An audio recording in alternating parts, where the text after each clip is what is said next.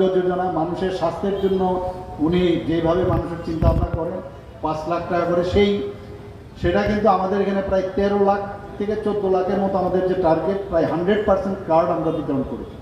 কিন্তু তার একটা ক্যাপিং আছে যে এই লোকগুলো তারা পাবে, কিন্তু বাকি লোক যারা 4.15 লাখ যারা পপুলেশন আমাদের তারা কিন্তু এর থেকে বঞ্চিত হচ্ছিল।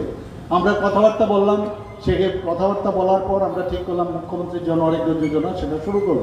নেতাজি স্কুলে আমরা সেটার ইনোগ্রেশন আমরা করেছিলাম।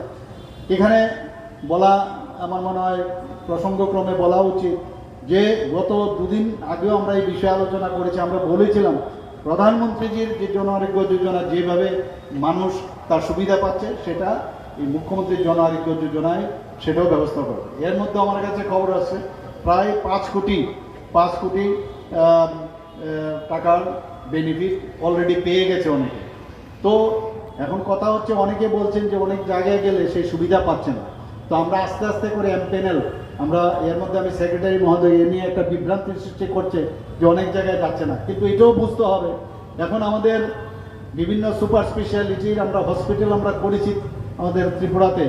সেখানে এখন মানুষ তো কর্পোরেট স্টাইলে যদি দেখা যায় আমার হসপিটালে যদি সেই সুবিধা থাকা সত্ত্বেও দেখা গেল যেহেতু এই ব্যবস্থাপনা আমি করেছি তাহলে সে আইএলএসে যাবে বা অন্য জায়গায় যাবে।